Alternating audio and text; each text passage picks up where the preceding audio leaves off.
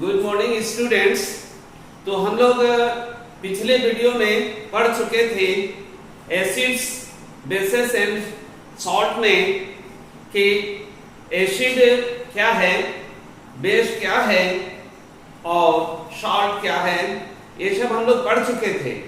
और उसके बहुत सारे क्या कहते हैं रिएक्शन भी पढ़ चुके थे। हम लोगों ने पढ़ा था कि एसिड और मेटल का रिएक्शन होता है तो क्या होता है। मैं थोड़ा सा बतला दूं, फिर से उसको रिकॉल करूं। तो एसिड और मेटल जब हम रिएक्ट कराते हैं तो सॉल्ट बनता है और हाइड्रोजन गैस फॉर्म करता है।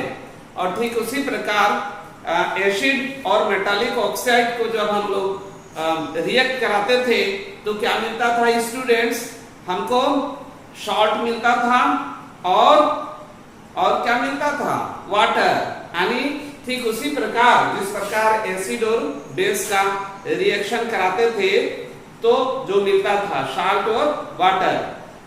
अब हम लोग देखेंगे कि क्या दोनों में what do all acid and all bases, यानी उसमें क्या सिमिलरिटी है। तो इसकी हम लोग चर्चा करेंगे। जैसे मान लिया जाए कि एक बीकर लेते हैं, क्या लेते हैं, एक बीकर लेते हैं और बीकर में वाटर डालते हैं, पानी डाल देते हैं, या फिर सीधे पानी न डालकर उस पे एसिड डाल देते हैं और कनेक्ट करते हैं, एक सर्किट तैयार करते हैं। और सर्किट में बल्ब लगा हुआ है। जब हमारा सर्किट बना हुआ है, सर्किट में बल्ब लगा हुआ है, तो आप देखेंगे बल्ब ग्लो कर रहा है। दैट मीन्स वह एसिड है। ये क्लियर करता है कि एसिड है। लेकिन यदि वो जो बीकर है, बीकर में यदि हम बेस डालते तो आप देखेंगे कि बॉल ग्लो नहीं करता है। तो स्टूडेंट्स, ये भी एक सूचना देने वाला बात है। क्यों? इंडिकेटर जो होता है, ये इंडिकेटर में जो हम लोग पढ़ रहे थे उसमें से यह भी एक जुड़ा। यदि इलेक्ट्रिसिटी पार करता है और बॉल ग्लो कर रहा है तो समझ लीजिए वो एसिड है। अधिकांशतः एसिड का गुण होता है कि वह इलेक्ट्रिसिटी पार करता है। स्टूडेंट्स, उसके बाद एक पॉइंट था आपके क्लास में जो सिलेबस है उसके अकॉर्डिंग, एसिड और बेस जो है यदि वाटर के साथ इसको इक्वा बनाते हैं तो क्या होता है। इसके बारे में हम लोग फर्स्ट में ही पढ़े थे। क्या पढ़े थे कि वाटर और एसिड को यदि हम घोलेंगे तो क्या होगा, क्या होगा, एसिड और वाटर को घोलने पर तो हाइड्रोजन आयन देगा। ठीक है स्टूडेंट्स। या फिर वाटर और बेस को यदि हम घोलेंगे तो क्या मिलेगा हमको, उसमें जो है OH ऋण आयन मिलेगा। ऐसा हम लोगों ने देखा था। आप यहाँ निरीक्षण भी कर सकते हैं। मान लीजिए एक कोई सब्सटेंस है, ठीक है, एसिड है या बेस है, उसको वाटर के साथ घोल दिए, अब उसको पैक कर दिए। वहां से जो निकलने वाला जो गैस होगा उसके सामने लिटमस पेपर को लेके जाएंगे या फिर सीधे पीएच पेपर को लेके जाएंगे। वो ड्राई होना चाहिए, भीगा हुआ ड्राई नहीं, बल्कि उसमें नमी होनी चाहिए। तो आप देखेंगे कि वो कलर चेंज करेगा और जैसे ही कलर चेंज करेगा आप समझ जाएंगे कि वो जो है एसिड है या बेस है। तो ऐसा आप देख सकते हैं पानी के घोल के साथ। स्टूडेंट्स, यानी पानी मिलाने के बाद जो है ऐसा आप देख सकते हैं। लेकिन एक बात का ख्याल रखें, इस बात का हमेशा ख्याल रखेंगे कि जब एसिड और वाटर को मिला रहे होते हैं, एसिड और वाटर को जब मिला रहे होते हैं तो एकाएक, जैसे एसिड में पानी न डाल दें या फिर पानी में एकाएक एसिड न डालें। कैसे डालेंगे? धीरे धीरे, और एक कांच की रड से उसको घुमाते हुए, हिलाते हुए जो है पूरी तरह से मिलते जाना चाहिए। ड्रॉप ड्रॉप करके उसको मिलाना चाहिए, अन्यथा क्या होगा, दुर्घटना हो सकती है। एसिड वाटर के साथ जो रिएक्शन करेगा वहां से बाहर निकल आएगा और क्या होगा, आपके हाथ जल सकते हैं, फेस पे लग सकता है। स्टूडेंट्स, तो ये जानने के बाद हम लोग जानेंगे कि कोई भी एसिड स्ट्रॉन्ग या फिर वीक कैसे होता है। तो थोड़ा सा इस पर हम लोग जाने।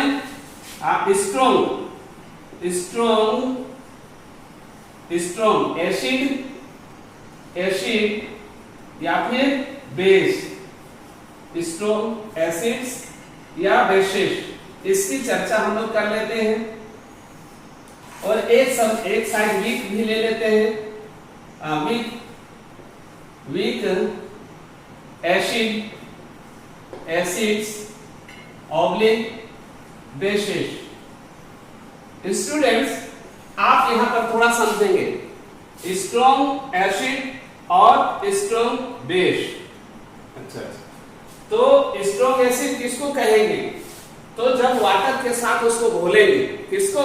एसिड को, तो आपको क्या मिलेगा? स्ट्रॉन्ग एसिड है तो क्या होगा?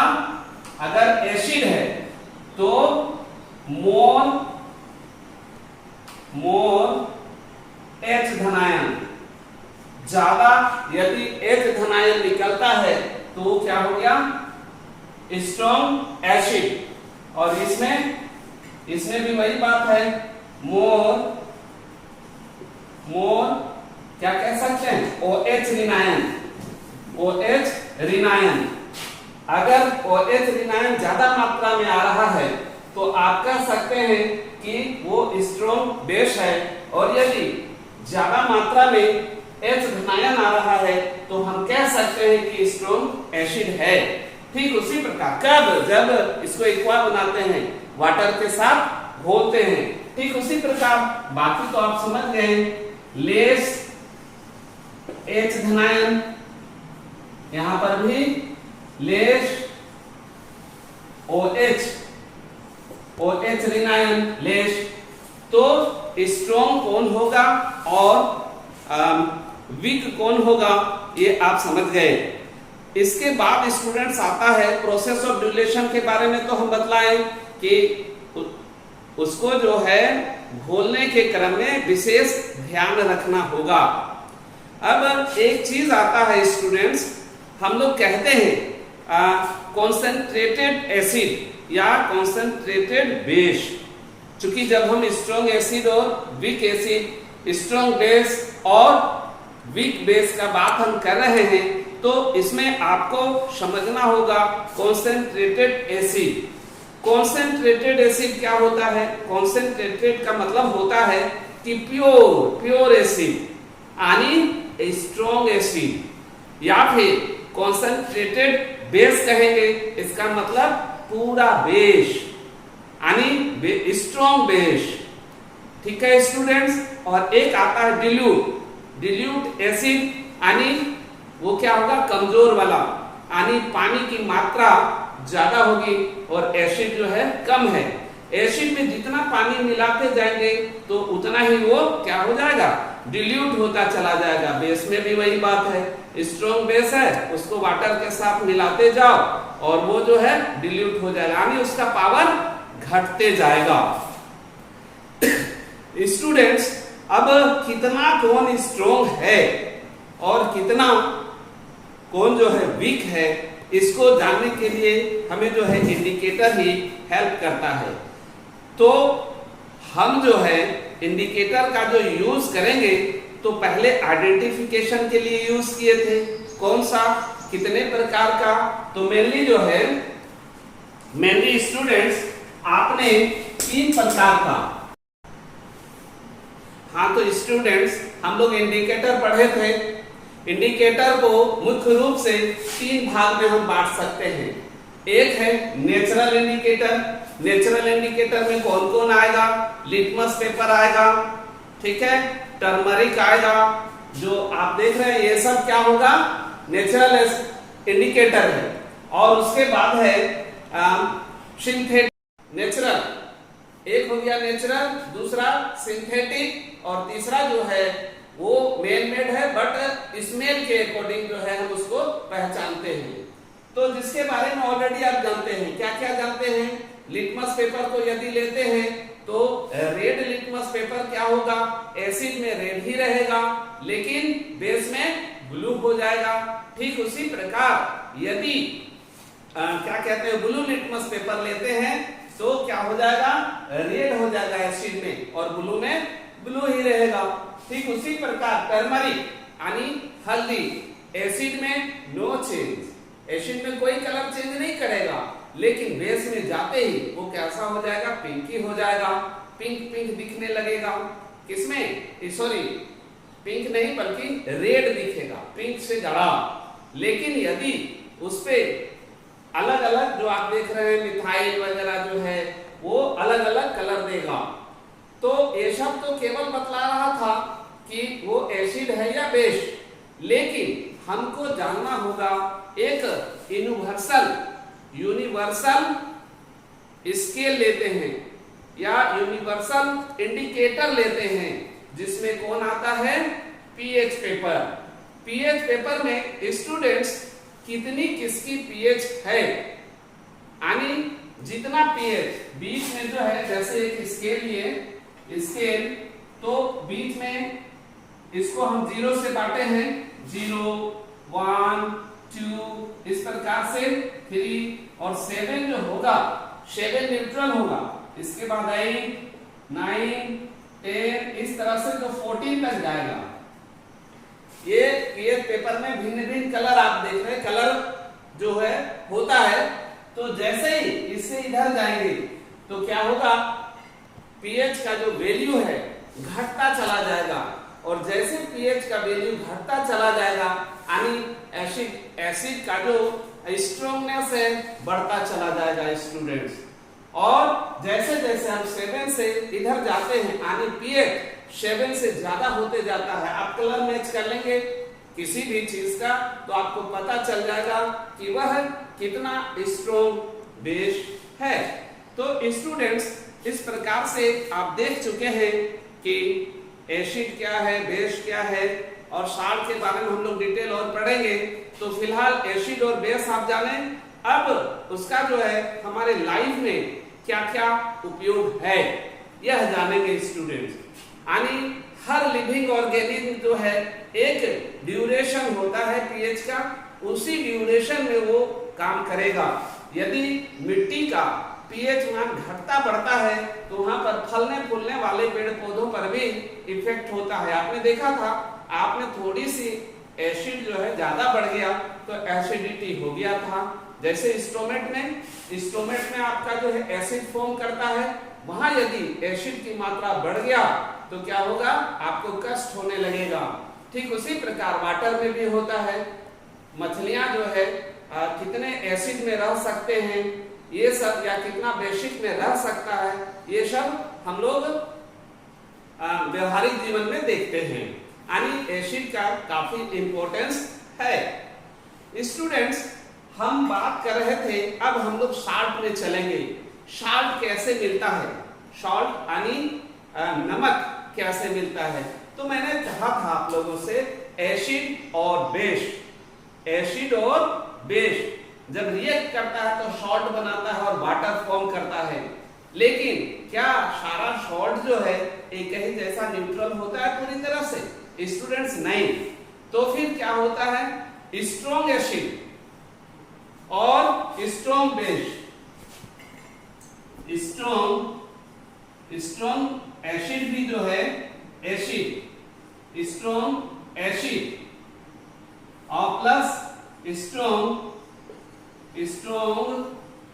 बेस, स्ट्रॉन्ग बेसिस ये रहेगा तो साल्ट बनेगा।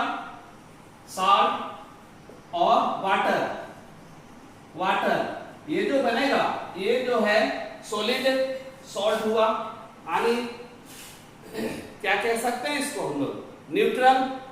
लेकिन यदि ये स्ट्रॉन्ग है, ये स्ट्रॉन्ग है और इधर वीक है, इधर वीक है, यानी बेस जो है वीक है और एसिड स्ट्रॉन्ग है, तो ये साल्ट तो बनेगा, वाटर भी फॉर्म होगा और यहाँ सॉल्ट भी बनेगा, बट ये क्या होगा, एसिड स्ट्रॉन्ग है, स्ट्रॉन्ग यानी जब ये एक दूसरे के साथ रिएक्ट करेगा, फाइट करेगा, तो इसका जो है कुछ को तो ये न्यूट्रल कर देगा, बेस जो है कुछ को न्यूट्रल करेगा, बट क्या होगा, अभी भी एसिड रह गया, तो यह जो साल्ट होगा एसिडिक होगा। और ठीक इसके विपरीत यहाँ पर वीक, यहाँ पर जो है वीक एसिड है और इधर स्ट्रॉन्ग बेस है, स्ट्रॉन्ग, तो क्या होगा, फिर भी वही होगा, साल्ट तो बनेगा, साल्ट प्लस यहाँ वाटर तो होगा, वाटर तो होगा, बट सॉल्ट क्या होगा, ये स्ट्रॉन्ग बेस है तो यह सॉल्ट होगा, बेसिक सॉल्ट होगा स्टूडेंट। तो इस प्रकार आप समझ रहे हैं कि जो सॉल्ट है या सॉल्ट जो है केवल न्यूट्रल नहीं होता है, एसिडिक भी हो सकता है और बेसिक भी हो सकता है। तो इस प्रकार से जो है अब हम लोग देखेंगे काइंड्स ऑफ सॉल्ट को। तो सॉल्ट को जो है मेनली 5 भाग में बांटा गया है। एक कॉमन सॉल्ट जिसमें NaCl हो गया, एक ब्लीचिंग पाउडर हो गया, बेकिंग सोडा हो गया, वॉशिंग सोडा हो गया और POP यानी प्लास्टर ऑफ पेरिस। तो इसके बारे में जो है हम लोग देखेंगे। हाँ तो स्टूडेंट्स, हम लोग सॉल्ट जो 5 प्रकार की बात किए, इसकी चर्चा हम लोग नेक्स्ट वीडियो में करेंगे। अभी हम लोगों ने क्या देखा था, डाइजेस्टिंग में पाचन के क्रम में स्टोमेट जो है फॉर्म करता है। और एक बात बहुत ही इंपॉर्टेंट हमारे दिमाग पे आ रहा है, आपने डेंटासिड पढ़ा होगा, यानी दांत का क्षय, दांत में एसिड फॉर्म होता है। कैसे होता है, तो दांत जो होता है उसका जो बीच वाला गड्ढा होता है उस पे छुपा रह जाता है क्या, जो हम लोग खाते पीते हैं, मीठा पदार्थ जो हमारे हम खाते हैं, और मेनली उस समय विशेष होता है, मान लीजिए रात को आप खाना खाए और बढ़िया से ब्रशिंग नहीं किए तो क्या होगा, वो वहां पर रह जाता है और जर्म्स जो है अपना भोजन करने लगता है और उसी क्रम में एसिड फॉर्म करता है। आपको पता है स्टूडेंट्स, दांत का जो बाहरी लेयर है, वो जो चमकीला देख रहे हैं, वो वास्तव में कैल्शियम का है और ज्यादा एसिड होता है तो वो क्या है, वो लेयर खराब हो जाता है। और यदि लेयर खराब हो गया तो दांत पे गड्ढे हो गए। अब क्या है, ज्यादा खाना उस पे रहेगा। यदि आप रात्रि में ब्रश नहीं किए, बढ़िया से कुला नहीं किए, तो अब क्या है, ज्यादा फूड मटेरियल्स वहां स्टोर किया तो ज्यादा जर्म्स लगेगा और इस तरह से दंत क्षय हो जाता है, एसिड की वजह से, फॉर्म होने वाला एसिड की वजह से। और ऐसे यदि दांत ठीक ठाक है तो जितना एसिड हम लोग खाते पीते हैं, हमारे मुंह में जो रस स्रवित होता है, जो जितना एसिड है, उस एसिड को वो बर्दाश्त कर सकता है। ओके स्टूडेंट्स, तो नेक्स्ट वीडियो में सॉल्ट